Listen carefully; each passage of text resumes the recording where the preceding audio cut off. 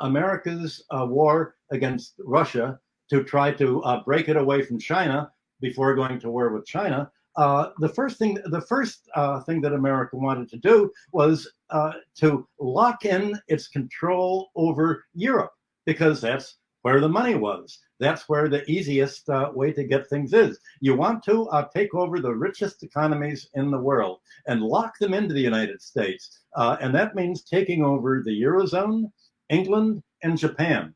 And the dollar has been soaring against these currencies. To put it the other way, the euro has been plunging towards $1 per euro. The pound sterling has been plunging to $1 per sterling. The Japanese yen has been plunging even more. So there's a huge movement to safety into the dollar. The Americans have successfully destroyed the basis of European industry. They've finally beaten Germany. They've left Germany without energy, and GDP in any country compared to energy per worker. Basically the productivity that makes goods, it's basically embodied energy. And Europe has been getting its energy from Russia in the form of gas and oil. Well, the United States has asked Europe to commit economic suicide, basically by saying, don't buy Russian gas, wait 3 or 4 years, spend $5 billion on building new ports so that you can import American liquefied natural gas at 7 or 8 times the price. And meanwhile, let your chemical industry, your car industry, your basic industries go bankrupt. Take it on the chin for America. And Europe said, okay, not Europe, but the politicians that America have meddled in European politics to promote to sign on the dotted line for treaties, have made that decision. So even if the Europeans don't want to commit suicide, America has its proxy politicians in. It's Tony Blair's, you could say, in the head of the Social Democratic parties. It's the head of the advocates of pollution and global warming. It's the head of the Green Party. In England, you have Boris Yeltsin, and in Japan, you have leaders who are willing to continue to sacrifice Japan's growth to serve the U.S. So these countries, investors in Europe, England, Japan, are moving their money into the United States, especially because the United States is raising its interest rates through the Federal Reserve, and it's telling Japan and Europe not to do it.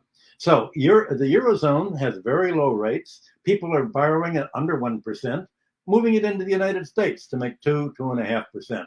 Japan has almost interest-free money from the central bank. It's moved its money into the U.S. So the U.S. dollar I won't say it's soaring against these currencies. Other currencies in the U.S. orbit are collapsing against the dollar because they're following U.S. advice.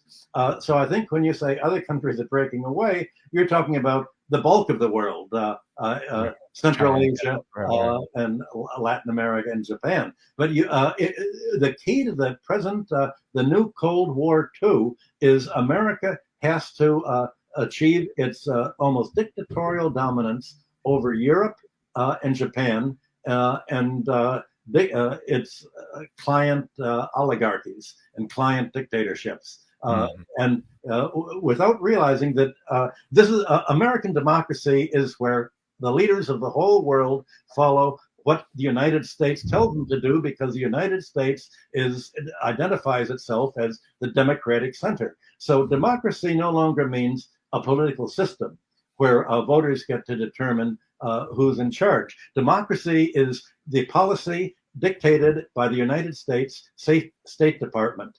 And any country that goes its own way or develops the power potentially to go its own way, such as China and Russia are doing, is counted an autocracy, because that is independence from the American democracy. So you have to realize the Orwellian rhetoric that we're dealing with in today's world. So democracy is autocracy, and autocracy is democracy, you could say.